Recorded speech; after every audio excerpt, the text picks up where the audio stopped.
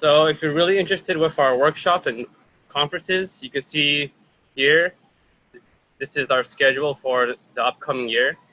Our next one's gonna be at Harvard. We're gonna have another workshop, one gonna be in MIT. We're gonna have one in Silicon Valley, another one at USC, one in Washington. So we're pretty booked throughout this whole year, and we're really excited to meet you guys. If you ever wanna reach out, we have our Facebook page for ideas. We have a LinkedIn page, and you can also contact me, Kyle, or Jason, all through LinkedIn. We'll be more than happy to talk with you. And also back to this, since we're growing really quickly, we're also trying to do 2 new things. For ideas, we're having our certificate programs, which includes SQL, R, Python, and some NLP and recommendation systems. And in regards to that, we're also going to come up with our new bootcamp. So this is a data science intensive bootcamp, 16 weeks. If you're really interested, the perks is that you're going to be mentored by 3 really great data scientists. Again, Kyle, Jason, Peter. One involving machine learning course. We have a big data module and a statistics and probability module. So covering everything from data science to data engineering all in one. But enough of that. We're here to get a lot of insights from Kyle. So I would like to pass this down to you and go take it off from here. Sounds good. Let me share my screen. I'll pull up some slides I have. Should be coming up now, but it'll take a second. Give me a heads up when you got it so I know I'm good to proceed.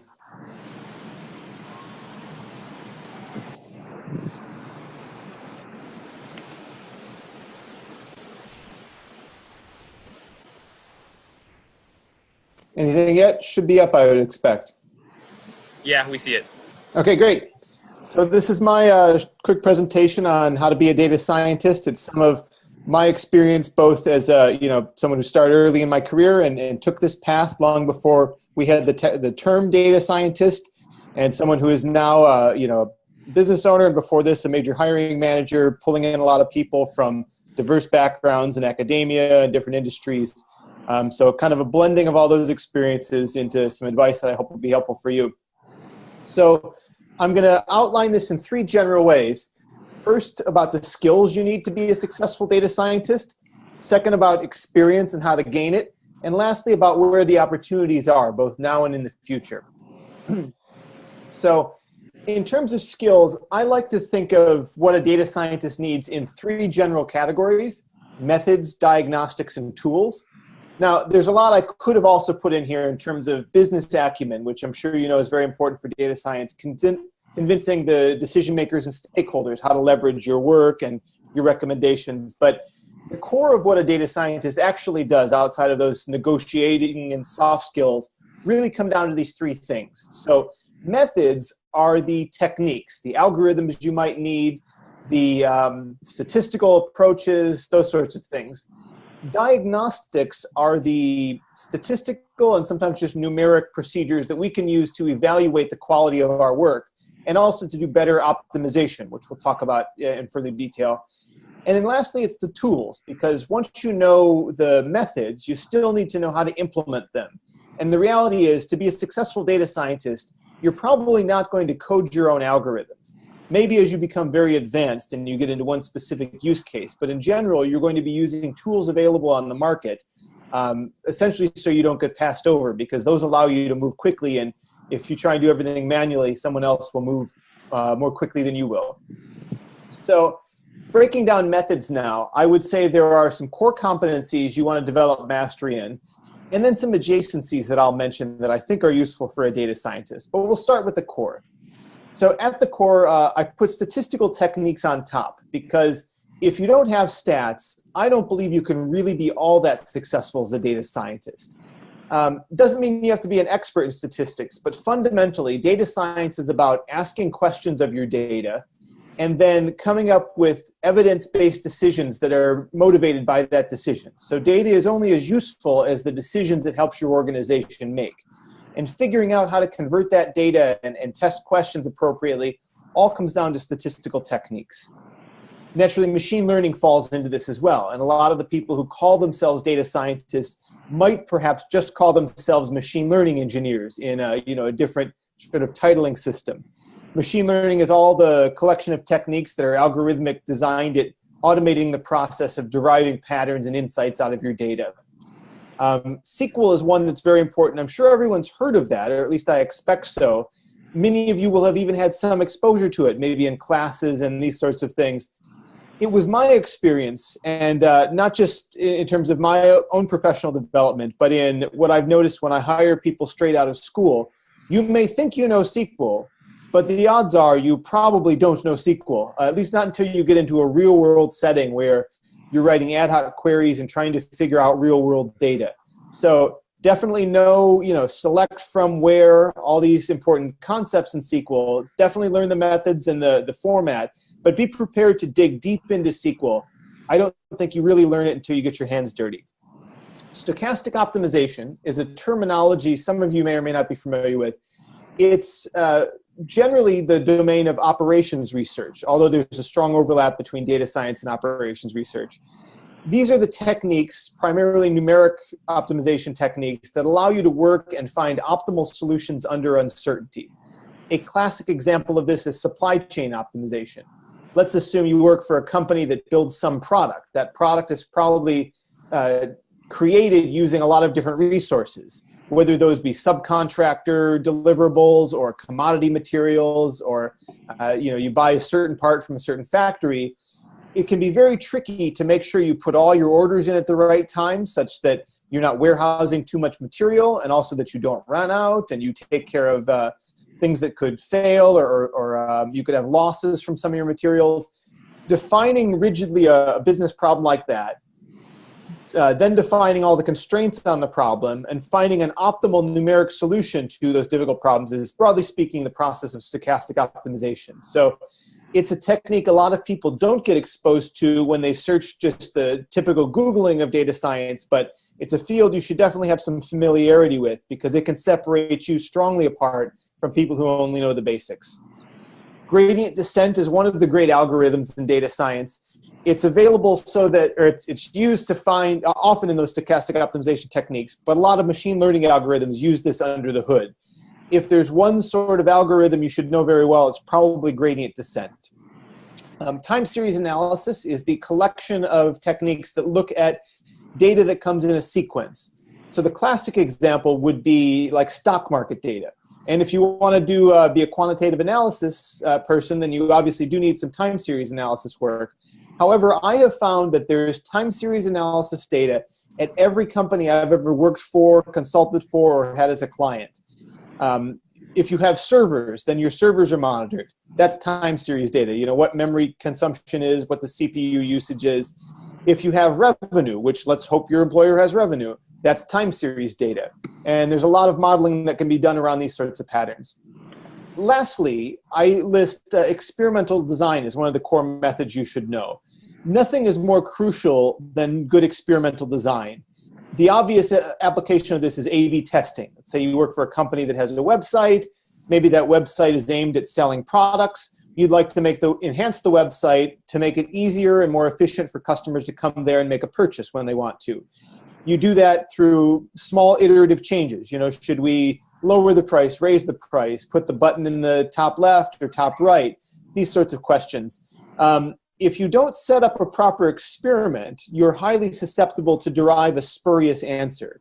You can see some things like this coming out in the news now. There was someone from the Cornell Food Lab who has recently been exposed as doing some very dodgy mathematics and poor experimental design.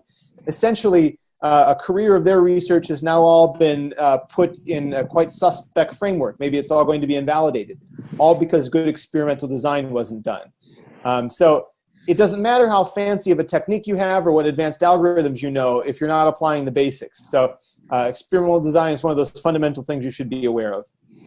A couple of adjacent things. These aren't necessarily part of data science, but I mention them because they're areas that overlap a lot, and the combination of the core and one or two adjacent things can often give you a strategic advantage in your career.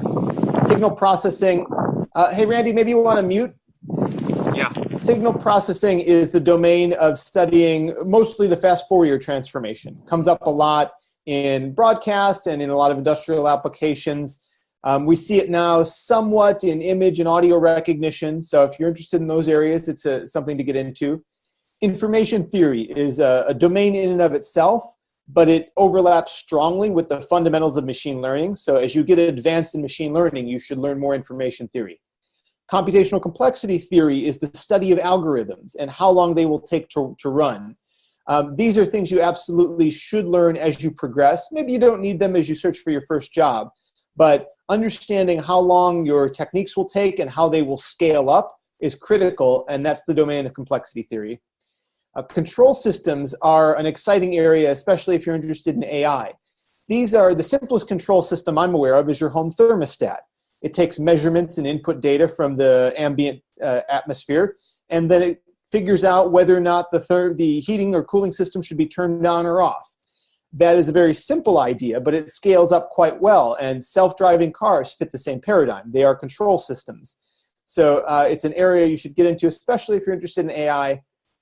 Lastly, I put graph theory, and I could have put 1,000 other things. This list is somewhat arbitrary or maybe biased to my experience, but graph theory is the study of the mathematics of networks.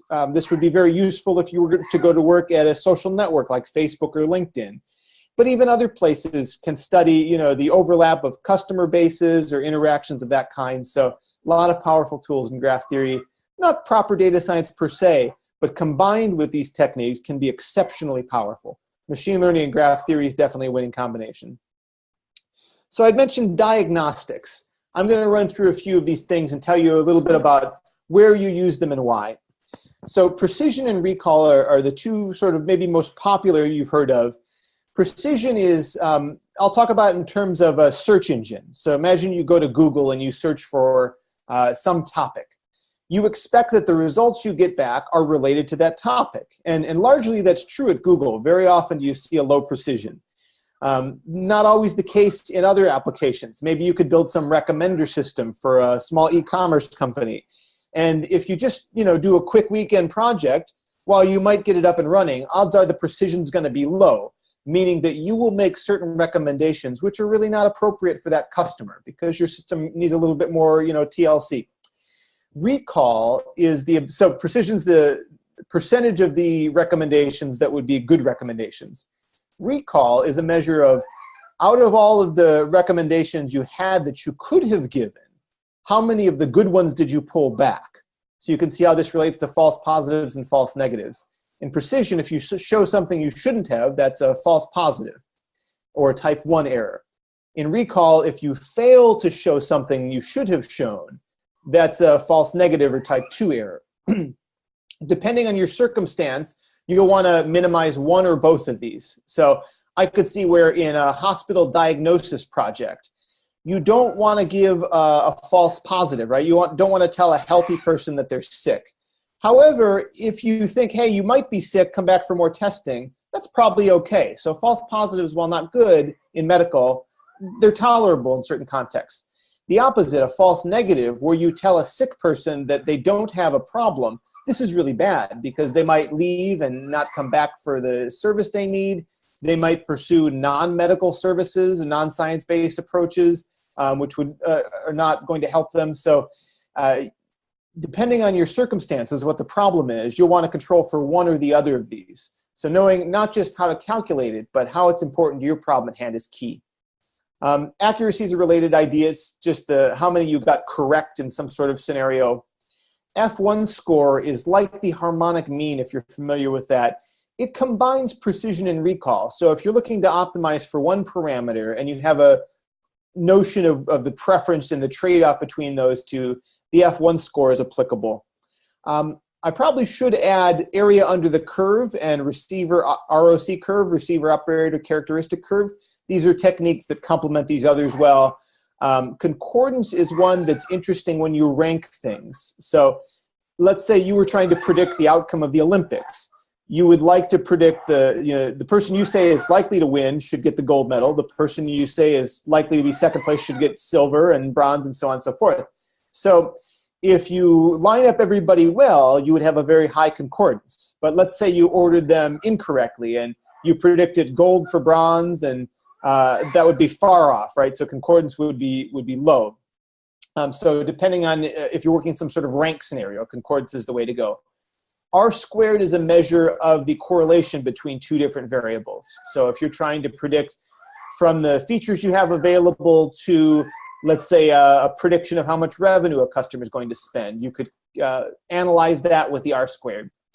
You should know about p-values, mean, standard deviation, and once you get these two, you should learn about skewness and kurtosis.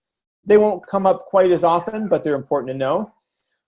Diversity and serendipity are metrics really only relevant in the recommendation system community, but I thought I'd mention them here because I think they're kind of novel. Diversity is interesting. You wouldn't want diversity on Google. You know, if I search for data science, I want all the topics to be about data science. I don't want one to randomly be about chess, let's say. Diversity, on the other hand, if you think about going and searching for products or movies or things like that, you might like to be suddenly surprised or to see recommendations of different kinds. Maybe you like both comedies and horror movies. You should show a mix of both. Serendipity is the rate at which people find novel discoveries. So maybe you suggest a kids movie to someone that doesn't watch a lot of kids movies. And if they suddenly like it, that's a serendipitous moment. And that can be something of value if you're building a recommender system. So depending on your domain and problem, you might need more specific diagnostics like that. Value of information is an important one that is not as widely known as some of these others. It's a metric for measuring how useful data is. So you need to think of two options. Let's say you have a decision to make, like should you buy a used car? You can buy it blindly without knowing the state of the car, and maybe you bought a good car, maybe you didn't. Or you can pay to have an inspection done by a mechanic, and the mechanic will rate that car for you.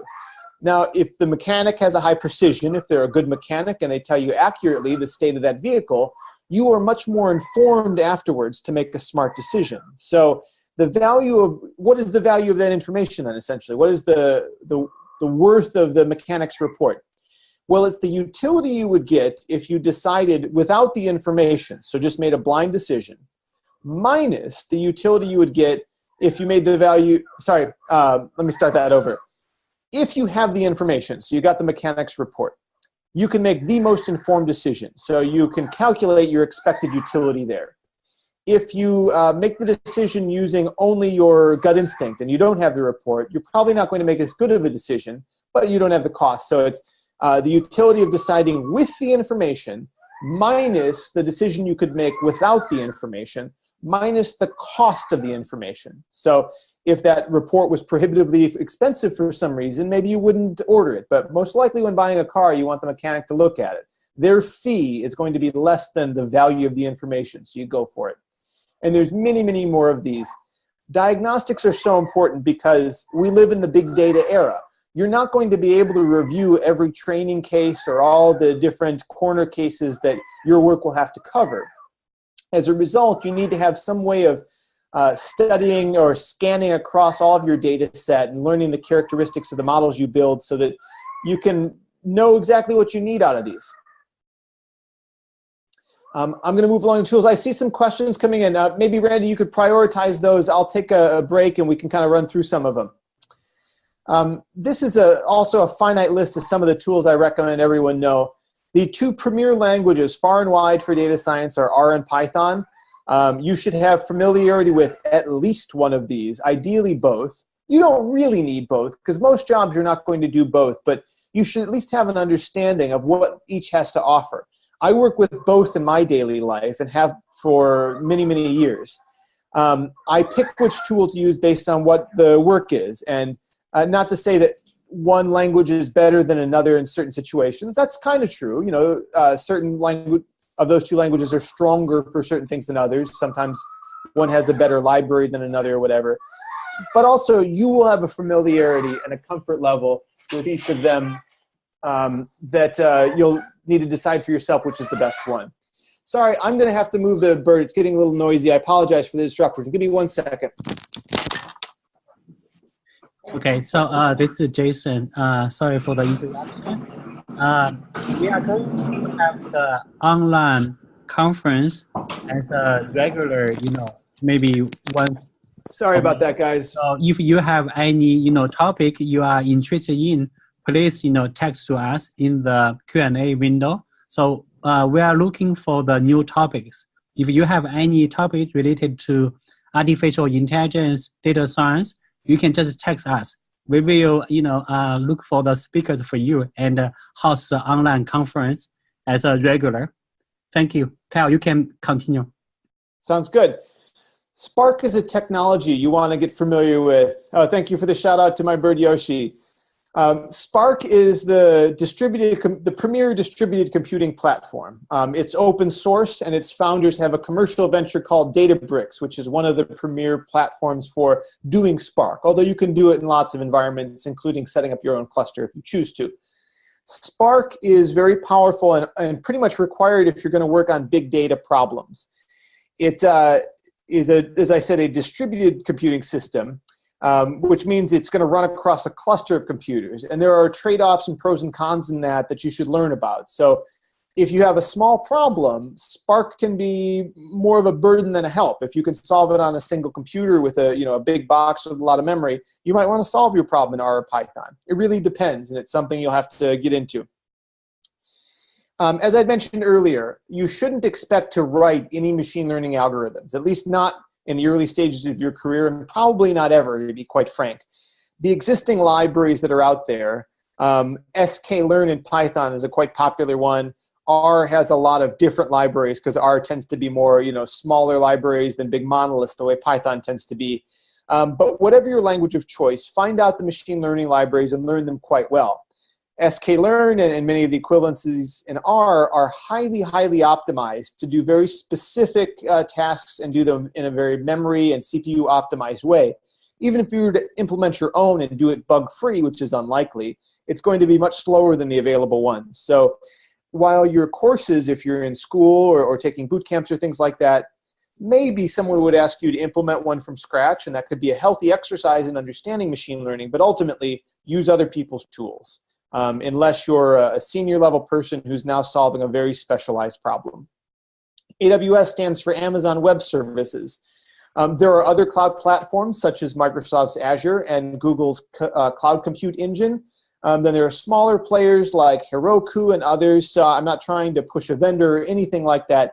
AWS is just the largest by quite a long shot. So become aware of it or another cloud platform. That may sound like something a data scientist doesn't need to do, right? We're going to do machine learning and algorithms. Let's let the software engineers figure out AWS. And for the most part, they will. They'll take care of all the minutia and server work and that kind of thing. But more and more, technologies are being commoditized, and your data science in the future will be built upon the tools of other people. When I came up in my career, I built a lot of stuff like counter systems and little in-memory storage things to make my work possible. And I did that out of necessity. I don't have to do those things anymore. I will never write another queue in my life because I can use Amazon's queue. And they have some of the best people in queuing in the world making sure that their system can stand the test of time. So you won't win the battle trying to compete with them on the storage and database side, things like that. So take advantage of the tools they provide you, things like queues, DynamoDB, which is a quick document store. Systems like that can be very valuable to you as a data scientist and allow you to get a lot more done without the involvement of others. Distributed systems, I'd mentioned, pretty much go learn Spark. I don't need to have a separate bullet for that. Streaming is a major topic. You don't necessarily have to get into streaming as a data scientist, but more and more things are going this way. Algorithms are being rewritten and refigured to be able to learn on the fly. And there's a strong desire in business for this area. I'm not saying that everything will be streaming, but we're going to see a lot more headed in this direction. We already have. Serverless is another important concept. Again, somewhat tangential to what it is to be a data scientist, but it's something that's important for getting your work deployed to production. Serverless is the idea that you don't really write any server code. So if you have a project to deploy, You don't set up a machine and then have people start making a request to it and need to maintain that. In serverless, you just give your function or your code to a system like AWS Lambda functions or Azure functions, and it can be called as much as it needs to be. It's designed to run in a very short period of time, usually no more than a few seconds, and then there isn't a lot of maintenance to it. So as I mentioned early in my career, I spent a lot of time setting up and maintaining servers to get my tools available to the company that I worked for. Now I much prefer, when it makes sense, to do serverless architecture. I write something once, I install it as a Lambda function, and then I just give it to people, and I don't have to worry about scaling or anything like that. It's all taken care of for me. I get to focus on the data science because I learned about serverless. Jupyter Notebooks and IDEs. You should already know about Jupyter Notebooks, or I guess know about Jupyter Lab, because that's the new incarnation that seems to be superseding the old version. You definitely want to have tools to be able to make your work more efficient. Jupyter's the premier one, I would say, for data scientists, but other IDEs like PyCharm will come in handy as you do different system level development. And lastly, I just want to emphasize, a lot of people ask me, do I need to know how to program to be a data scientist? And the answer is yes. The answer used to be maybe. Sometimes you can get by being an advisor, this sort of thing, but the reality is if you want to be effective, you need to be a strong programmer. Now, that doesn't mean strong in knowing all of the languages and all of the best practices for how to indent your code and stuff like that. Let software engineers waste their time worrying about stuff like that. You just need to worry about making your data science visions a reality. And to do that, you're going to need to code. Let's get into some experience questions. And Randy, feel free to interrupt me if you think there's questions pertaining to the material I've covered so far that we should do some questions on. Yeah, so we have a couple of them, and 3 really stood out. So if you have the time to answer it right now, I could share. For sure, let's get into it. Yeah, so one of them, I'll post it on the chat. So from Fanny. Can you see it? Yep.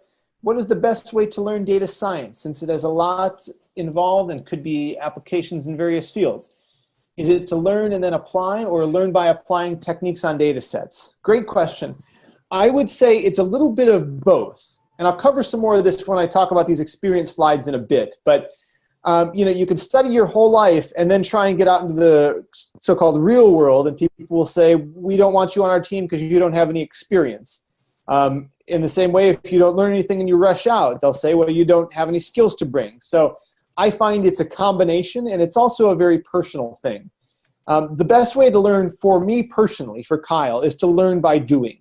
I go and I read a new research paper, or I learn about some library. I go to a lot of conferences to see demos of cool stuff that's coming out, and then I immediately go assign myself a pet project to work on that.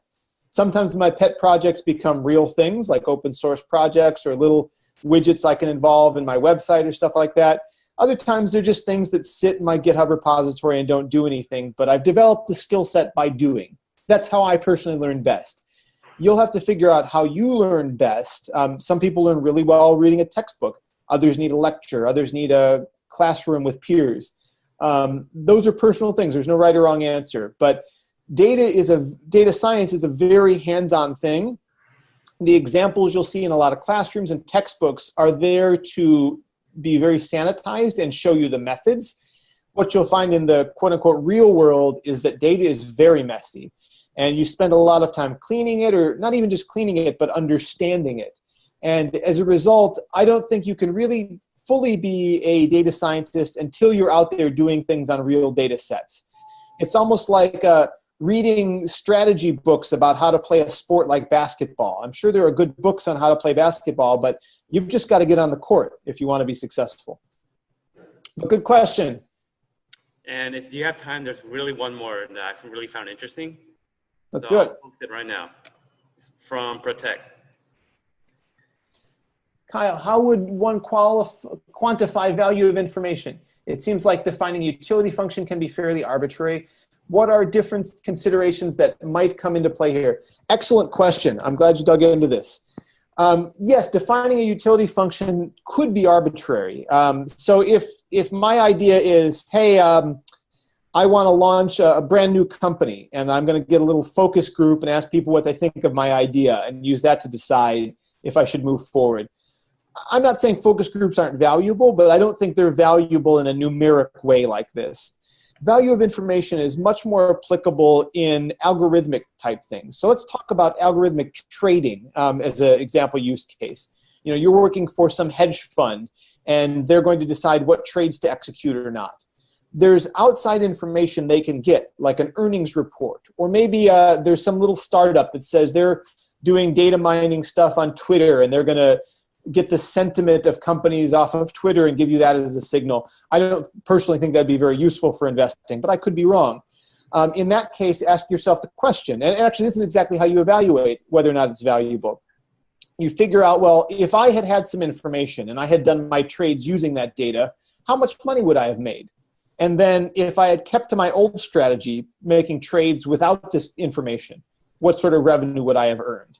And you can do that exactly in an experiment, or maybe through some, back trading or things like that. And you can calculate exactly the difference. And if the information is valuable, you should be able to trade better given the information. So how much better you did given the information, minus what you expected to have made without it, minus its cost, is its value. So that's like a best case scenario where you can get very specific about the value. You're absolutely right to be a little suspicious.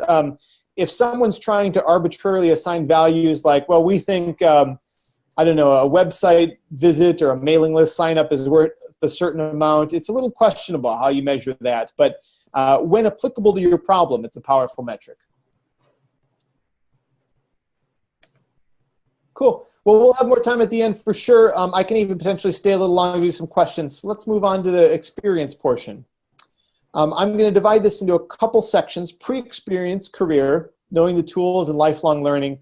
I'll mostly focus on pre-career because typically when we run these, it's people still in school or getting out of school, or maybe you're at your first job. So technically having a first job, you're not really pre-career, but a lot of people still feel like they're on the path. So this is where I'll spend most of my attention, but I'm happy to field questions about what it's like when you're a more senior professional as well.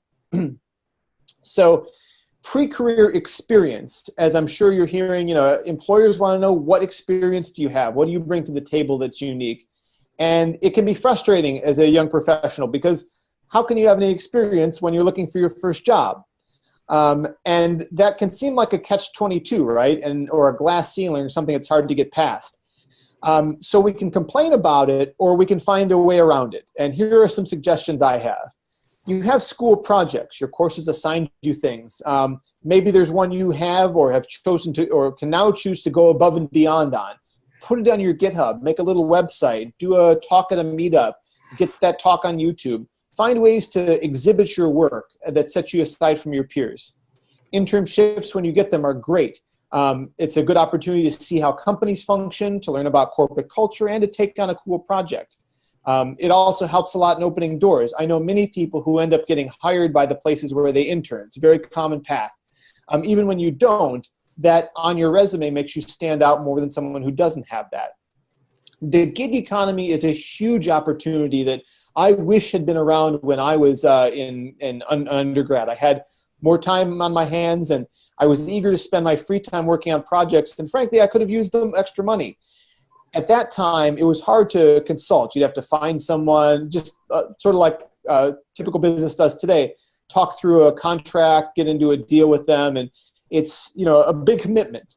The gig economy on sites like Upwork, and I guess maybe Elance is still around, places like that, you might be able to find short-term data science projects you can do for people. Sometimes these will be simple, like a small business needs you to do some analysis on a spreadsheet or something like that.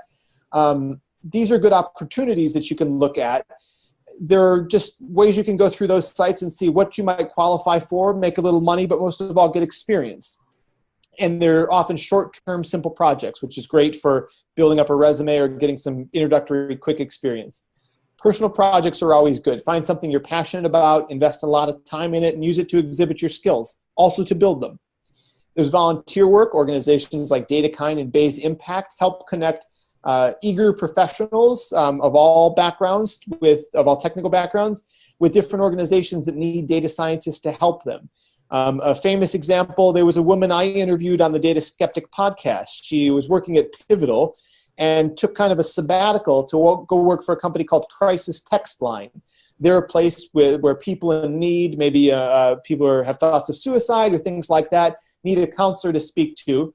Rather than call, they can do this via text. And she helped them get their database set up and do some analytical work on those and essentially help them deliver better value to the people in need. Many great opportunities for volunteering like that. Of course, books, conferences, paper, lecture videos.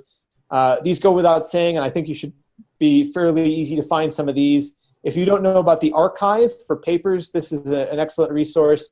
I'll pull this up since it's spelled a little weird, arxiv.org. This is the preprint repository where tons of people now post all their work. It can actually be a little overwhelming, but there's no shortage of great papers and stats, computer science, and data science related topics. So I check here 2 or 3 times a week for interesting research, and that's how I keep up. Lastly, domain knowledge. If you can get something about an industry that becomes a little bit of an area of expertise for you, that's going to set you far and wide ahead of a lot of other candidates. This could be something simple like maybe, during high school you worked part-time at a real estate office and you learned the ropes. You know about the MLS and you know about how agents operate. Well, if you have that expertise in that field, you're more attractive to one of these companies that's eager to disrupt real estate. And I can guarantee you that's going to be a major change in the next year. The way that industry runs is going to completely revolutionize. It's very behind the times. So if you can find some industry like that or any industry and develop an expertise in it, combining that with what you know about data science can be an excellent winning combination for you. I can't stress enough, though, that you need to build things. Data scientists, even though maybe we'd like to think some of us are just these brilliant people that go into a room with whiteboards and we draw formulas on there and then people come in and scribble it down and go implement the great vision. This is rarely the case, and I would be surprised if more than 2 or 3 people in the world have a job actually like that. For the most part, you need to build things, different machine learning models and stuff like that. And you need to make it possible for those systems to integrate with the rest of the technical infrastructure of a company or organization. So this shouldn't be a chore. You really should enjoy this. If you don't enjoy building models and doing statistical analysis, you might not want to be in data science. That's what it's all about. So if you want to stay motivated, build things you care about, especially build things that you want to show people. That's the only way they're going to help you get ahead. Make your work available. You should all have a GitHub page. If you don't, go right after this and work on it. Get interesting things on your GitHub page so people can see what you're capable of. And market your work. It seems like, hey, we should spend all of our time learning and practicing and getting better, and that's important. But you also have to let people know what you're capable of. So don't forget to spend, maybe 5% of your time marketing what you do and who you are. That's building your resume, online portfolio, all that kind of good stuff. A little bit more on domain knowledge, as I mentioned. It is somewhat critical for success. Doesn't mean you can't get a job without domain knowledge, but the success you'll achieve at that job is going to depend entirely on how well you understand the mechanics of that business. And the reality is, I'll tell you this firsthand, for me to be successful, I often had to become more knowledgeable about the mechanics of the businesses I worked for than the CEOs were. So expect to learn a lot and to study and ask a lot of questions. This is also an easy way to increase your salary and value. If you're the person who knows exactly how the organization runs and how everything fits together and operates, then you're invaluable because you can know how to influence that. Teamwork is critical at big organizations. I don't need to harp too much on this, but make sure you know who your collaborators are and how to best add value to what they do. Tools. So broadly speaking, I've already mentioned Jupyter. Docker is another tool you should know about. It's a containerization platform. If you're not familiar with it, I'll just give you the one-liner. It's the tool that you use to solve the problem when you say, well, it worked on my computer. I don't know why it doesn't work on your computer. Docker makes that go away, and it solves a lot of other critical issues. Everything I build anymore is built inside of Docker, and when I make deliveries to my clients, I give them a Docker container. The advantages of that are all of my data science work is encapsulated. No one else can break it or do things to kind of make it not work correctly. And the people who I give that to know exactly how to plug it into their systems, and they don't have to worry about how to configure the system I built very much. As I mentioned, R or Python, you want to learn these languages. There are other important languages worth looking at. Go is one, Haskell, Scala, maybe Julia, but predominantly R and Python are what you need to know. And if you know these well, the others will come along. In terms of algorithms, you should know logistic regression. You should know XGBoost. You should know about SQL in some variety, MySQL, SQL Server, Oracle, Postgres, whatever the case may be. You should also know about microservice architecture. This is a design philosophy that says when you build things, you shouldn't build big monolithic systems. You should build small systems that all collaborate with one another.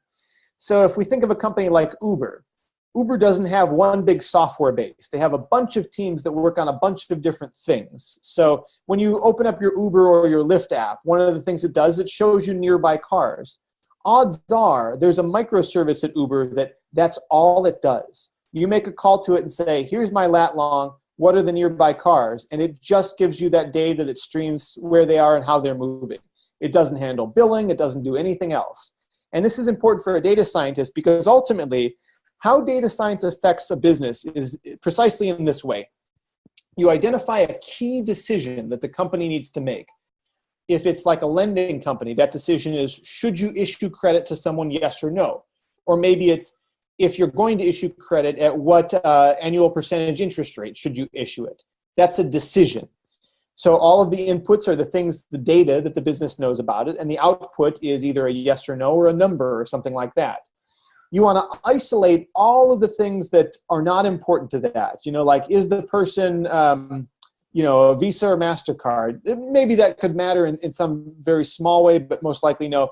Set aside all the details that have to happen in the technology stack. Isolate just the core decision. Figure out what inputs go into it and what its output is, and build a microservice that just does that one simple thing and does it very well.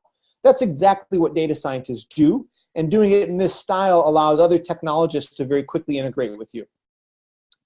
I'll recommend, like I said, here are 3 big tools. Pick one of these. If you try and pick all 3 of these, you're not likely to learn them all very well. TensorFlow is the leading platform for doing deep learning. Spark is the leading platform for distributed computing. And these cloud services are the leading tool for building large-scale big data integration systems. So you should become or be working on becoming an expert in one of these areas, I would say. You don't have to be a data scientist. You could be the best data scientist in the world at signal processing, and for whatever reason you never touch these. Or maybe you specialize in e-commerce and these things aren't relevant in some way. But if any of these interest you, I'd say pick one and only one and learn it pretty well. Also, know the tools of your organization. You're going to enter a lot of places in your career that are going to do things very differently. You don't necessarily have to use what those companies use, but you should know it. So if you go into a company and everyone writes in Java and you plan to write in R, that's perfectly fine. But make sure you establish the mechanism by which you collaborate with your Java partners. You know, how exactly will we make these code bases integrate? Solve that problem quickly so that there's no conflict or friction with being able to release stuff. Always talk to the software engineers. They're the guys who really know how systems work. They also know where a lot of the problems are. And oftentimes, if you get in good with these guys, they will start to learn where a data scientist can help, and they will come to you rather than trying to invent very poorly designed solutions of their own accord, like simple heuristics, rule-based systems. If you can collaborate closely, you can teach them where your expertise is, and then you can find different ways you can help your organization. Most of all, understand what I call how to make a frictionless impact. I've been in a lot of places where the data they had was so low quality we couldn't do modeling. And then, you know, my message to the employer was, hey, you have to get this fixed upstream. I can't garbage in, garbage out. I can't help you until, you know, this problem gets addressed. But that could be a major monumental undertaking. So make sure when you're working on a problem, you know that you can control start to finish all the pieces to be a success and make it frictionless, which means if you rely on other people for something that are not reporting to you or not part of your team, that you try and minimize those needs as much as possible so that your work can be impactful. In terms of business knowledge, as a data scientist, you bring a lot to the table that other people don't know. Everyone basically knows a little bit about web design at this point, right? Even if we don't know HTML, we all use the web constantly. We see sites we like. You know, we know when to recognize a Web 3.0 site that's interactive and cool from like an out-of-date site. Knowledge of the web is common. Knowledge of data science is not. So figure out in your organization, who are your stakeholders? What are the decisions they need to make? You know, what's the organization, the structure, but especially figure out these decisions. If there's someone that has to make hard decisions and you think the data of the organization can help make them better, that's a winning combination. So get into a lot of conversations and figure out who you should be collaborating with. Because as the former chief data scientist of the country used to say, data science is a team sport, and I very much agree with that. Understand your path to value. A lot of first employee data scientists, especially at a company that doesn't have a lot of data scientists and doesn't have any major leadership, they're just getting their feet wet, so to speak. You can often, in a scenario like that, get put on a project that really doesn't matter. It's a sideline issue, someone's, you know, brainchild idea. So whatever you're working on, figure out what is the real value to the organization. What is the value of their data, and how can you use that data to empower smarter decisions? If you can't change a decision the organization is making, then you're not bringing much value as a data scientist. So figure out how you can get that done. Like I said, I think you do that through conversations with your collaborators and your team members. Figure out what are the hard decisions of the company, and how can you make the company be smarter at making them. So a bit of high-level advice. If you want to be a data scientist, be a scientist first. And that means you don't proclaim things, you produce theories, and you test your theories. And you expect failure, and you iterate until you have a theory that's been proven. A good theory is consistent with the available data in a way that's saying that you know, you have a high accuracy or a good fit for the data. It makes verifiable predictions about the future. That's another way of saying that it's not overfit. Whatever your work does, there has to be some way of exploiting that result and getting an advantage out of it. Lastly, it has to be falsifiable. And this is one that a lot of people struggle with. So falsification is the idea that you can prove something wrong. Now, how do you do that with a recommendation system? If it recommends a product and someone buys it, well, it seems like it did its job. The question is, could it have done better recommendations and therefore sold more products? And while you never really know, you can try and falsify that in certain ways. So maybe you should take a certain percentage of your traffic and show them a random list of products and see how many people buy there. If the random list sells as many products as the fancy recommendation list, then whatever you're doing probably isn't helping. So go back to the drawing board. Be willing to give up quick and try new ideas. Now, showing random products might just be a silly result. Maybe you should show like the recommendations that your system was kicking out 3 months ago before you'd made improvements, and hopefully you should be able to measure the difference. There are approaches like that that are more practical. But at the end of the day, never fall in love with your theories. Always look for ways that they're not working so that you can make improvements. To wind up, I'll talk a little bit about opportunities, what I see that are good places for people to get in. So career path, I can't stress this enough. You need to have a clear career path in mind for yourself. I talk to a lot of aspiring data scientists who say, I'm open to anything. I'll do whatever you want. I just want to learn. I'm eager. Give me any problem and I'll work hard on it. To be honest with you, that's the worst possible answer you can give, because it doesn't tell your future employer that you're bringing anything to the table. You could find ambitious people. What a company really needs is someone who's an expert, who is going to commit to solving a problem and really deliver on that. Now, do you know you're going to be able to solve it? You can't know for sure. You don't want to mislead anyone. But if you go in saying, I want a job, any job, you're not going to get as far as someone who says, I'm dedicated to breaking into e-commerce or self-driving cars or whatever the case may be. And saying those words is easy. It's easy to go to a job interview and say, I'm interested in insert your industry here.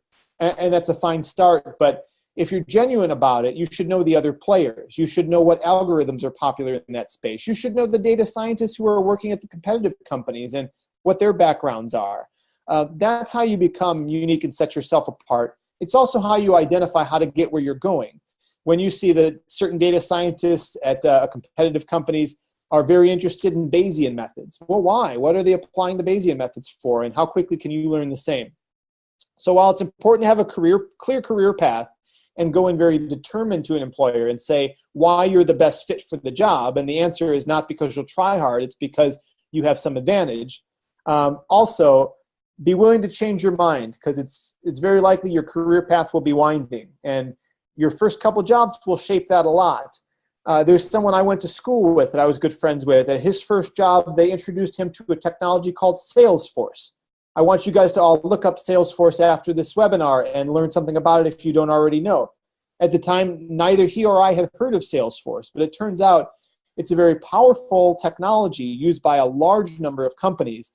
If you can become an expert in data science applied within the tools commonly in the Salesforce community, that will uniquely set you apart, make your earnings much more, give you a greater potential to earn more, but also give you the ability to plug into people who need that. So when you go and search for jobs that say, hey, we need a Salesforce engineer who knows machine learning, there's not many people who can raise their hand and apply for that. If you're one of them, you get a strong advantage. So while Salesforce is an interesting one you should look at, I'm not saying everyone needs to get into it. I'm not saying Salesforce will be around in 20 years. I really don't know. But it's a lucrative place to be today, and it's a specialization you should consider. If nothing else, you should know about it, because it's very common in business. And it is the repository of a lot of companies' data.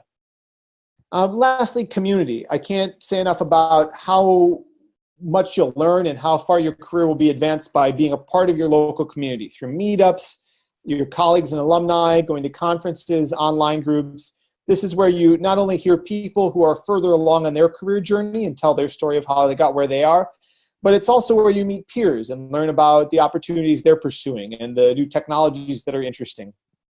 Lastly, just a bit on career advice. If you don't know about recruiters, you should ask around and learn about recruiters. This is how most people get first jobs. It's a weird sort of industry, so know if you're talking to a company or a recruiter. Not super relevant for data science, any different than other fields, but something you should know if you're early on your career path. But as you are on your journey, realize that your first job should be a stepping stone, learning experience. Ideally, you have a manager who's a good mentor. That's how you learn a lot. And close the search with many potential dead ends. When you're looking at any job you can find, there's lots of opportunities. Picking one over the other, you don't have to kill yourself on that decision. Get in somewhere that you can learn. So the question you always want to ask yourself, what makes you attractive to your future employee? And it should be some combination of your skills, your experience, and your fit. So in terms of skills, we talked about the things you should know, some of the techniques, tools, and methods. Those are things you could practice and find learning resources for. Experience may be hard for you if you're early in your journey, but I gave a lot of recommendations for how you can get yourself some experience even if you're not finding jobs and internships and stuff like that. And most of all, fit. Companies want to find people that are a good match for their organization. And if you are active in the community or things like that, these can be a big advantage for you. I've known people who were selected to get jobs strictly because they were participants in hackathons or they're contributing to open source in some way. And it's not so much that those contributions were breathtaking and earned them the job, but it just showed that they were a notch above other people for what that organization was looking for. That's the presentation I had to run through. I'm happy to run through as much Q&A as you guys want to do. I'm going to tap Randy here in case we've got a prioritized list of questions. Other than that, I can just go through and scroll kind of top down. I think you're on mute still, Randy. Andy, you need, unmute yourself. I just want to say you did really great, Kyle. That was a great presentation. Thank you. Yeah, and one question that came up that was really interesting, I'm going to post it on the feed. All right. Nowadays, data science is a really hot subject, but there will come a time when schools will produce highly qualified data scientists with tailor-made formations.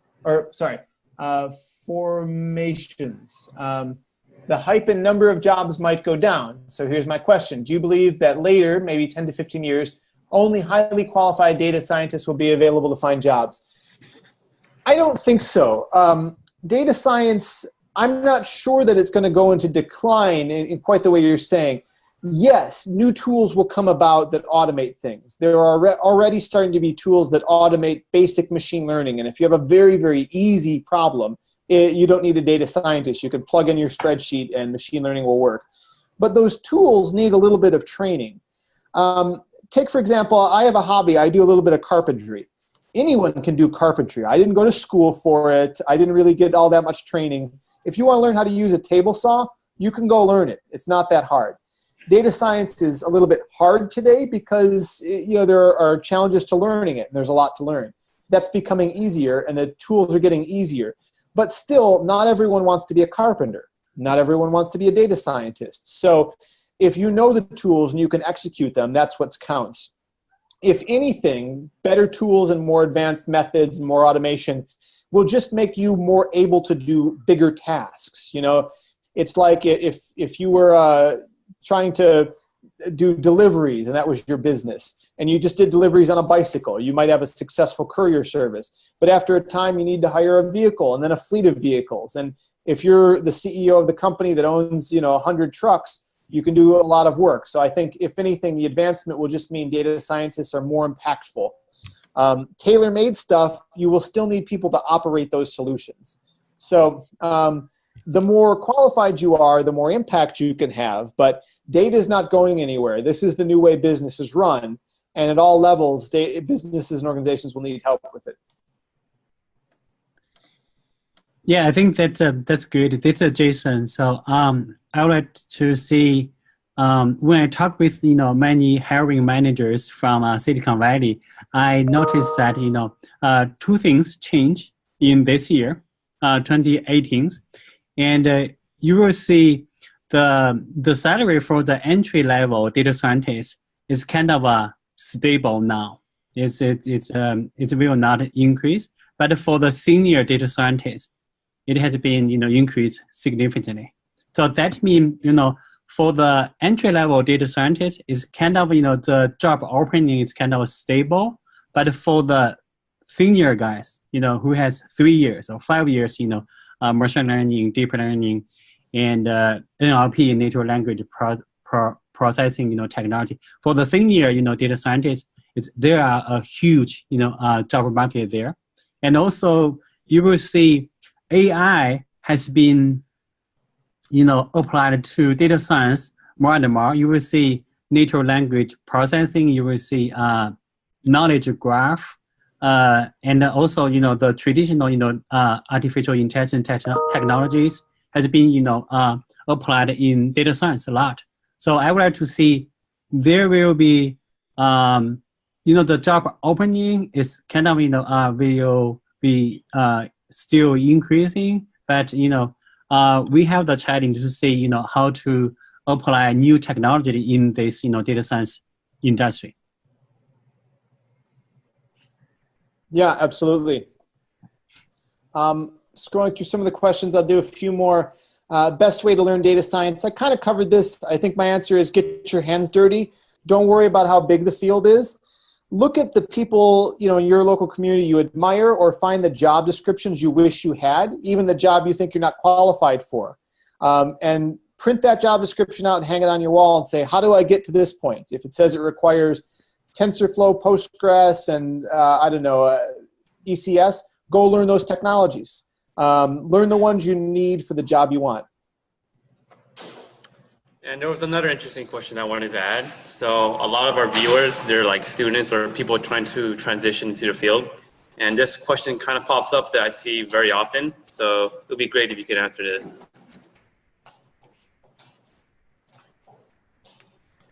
What is the standard of a good enough portfolio that can show off data science skills? Good question. I would say the first standard is, are you proud of it? Are you willing to show it to somebody? And if you are, it should be good to go. It's really, what do you want to achieve? Do you want to work on Jeffrey Hinton's team and do advanced deep learning? Well, if you want that, you need really good qualifications. Or would you rather just work for one of the first few companies you could find that offers you a good opportunity and maybe doesn't have a big brand name or something like that? You might be qualified to get into that role. So the portfolio should show off very specific skills that you have that are beyond just sort of your casual, things that you find on people's blogs and demos. Show something unique about yourself that stands out, and it's something you're proud of that you think the people you want to show it to would apply.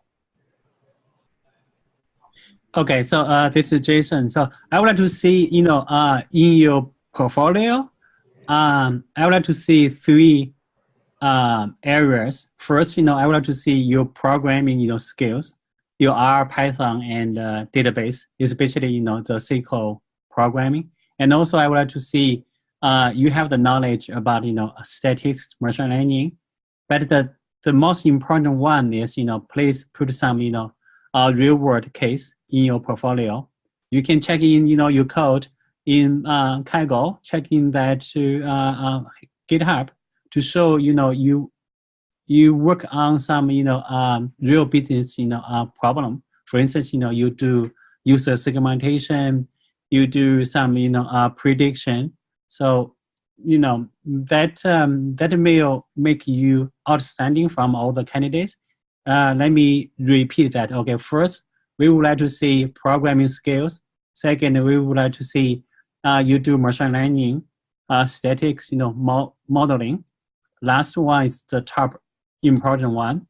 We would like to see some, real solution for the business, problem.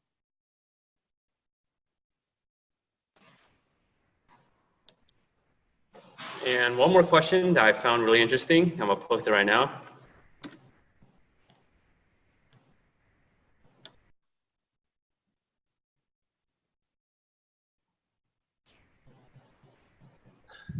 Oh, you're muted, Kyle. Okay. Got it. Thank you. Sorry about that. So I understand that clean, well-organized, data can significantly simplify a data scientist's job. What's a good standard by which to evaluate the cleanliness of the data? What does well-organized data typically look like? Really good question. And this is an area I think some people have a misunderstanding about. There's this phrase, I don't know how it got started, but we say data scientists spend 80% of our time cleaning the data. And it's said kind of with some disgust, like we don't like it and we're janitors and we want to have better use of our time. And to some degree, this is true. I've seen many organizations where the data is of low quality because the organization didn't take data seriously. They let their engineers make poor choices in how they recorded the data. They changed the recording. They didn't track everything, or the tracking had some issues in certain ways. This is when your data is essentially broken. And you can't go back in time, so you can't fix it. And when that happens, all of the bad things fall onto the plate of the data scientists, and they have to try and reconcile or make some use of what's available. But that's the worst case scenario for data cleaning. Data cleaning can also just be a very healthy exercise by which you're coming to understand your organization's data. Every data set has outliers in it, no matter what. If you're dealing, unless it's a trivial, simple toy data set for a very small company, if it's of any consequence, I guarantee you there are outliers. And those outliers aren't necessarily mistakes. It's not like you'll go in and find, a customer who's a fake order and you need to clean it out. That's dirty data. But you'll also find like, hey, there's one customer in here who spends thousands more than the other customers. Why is it here? What does it represent? And maybe you'll find out that that's like a wholesaler deal or something like this will happen. And you might have to pull that data point out of your model to get a good result. Whatever the case, you going through and asking all the questions about the data is how you learn a lot of domain expertise. So that cleaning, in terms of is your data clean and well organized, the real question is it in a good enough shape that you can apply an algorithm to it? If it is, you're ready to go. If the algorithm's result is not useful or is overfit or doesn't make sense, then either you can't do the prediction or the data is not clean enough to do it. And that's your skill as a data scientist to figure out which it is.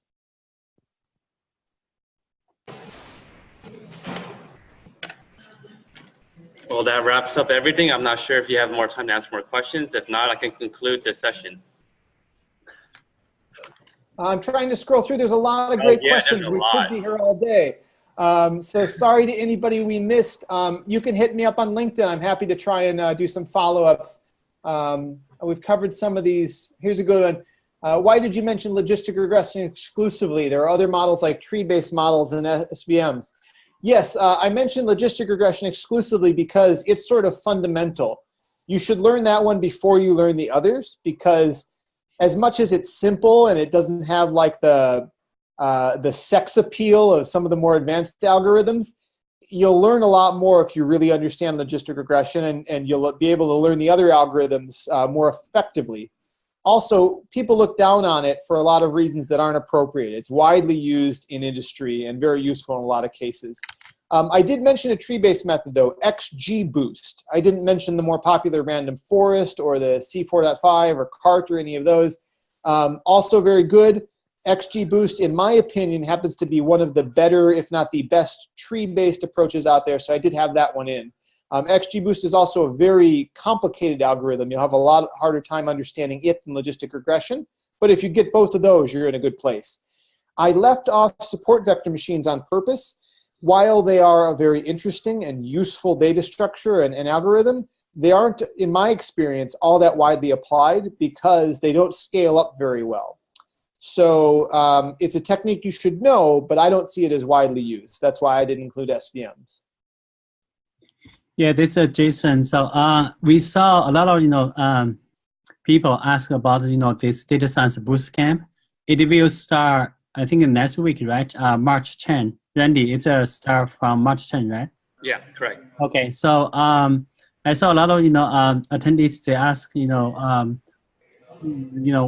content for this bootcamp and what kind of skills we were focusing on, and we don't have the time for the question yet. But let me see if you are interested in the bootcamp. Here is the contact info. You can send an email to info@ideas.org, and also you can send an email to datascience@dataappalab.com. You can use your cell phone to take a picture on the screen, so you can have the email there. After you please send us your application and also your resume, so we can do a quick review by Kyle and I. And then we can, get back to you very soon. Thank you, Randy. That's all from I us. also want to add, so thank you so much for attending this conference. And again, we're planning on doing this maybe bi-weekly or weekly, depending on how successful it is. But again, we're trying to promote our new bootcamp. We have really great data science mentors, as you can see for yourself. Kyle did an amazing presentation, so big thanks to you for giving us a great presentation on that. We learned a lot. And we also have Jason, we also have Peter, who unfortunately couldn't attend. And in regards to the bootcamp, I'll be the TA as well as Christian. I'm not sure if you can see him, but we have 2 TAs, 3 mentors, and just 16 weeks of a lot of data science stuff. So if you're really interested, I sent out a link. You can apply. If you need more information, just send me a message on LinkedIn. Cool. Yeah, so that's about it. If you guys want to do any conclusions or farewell.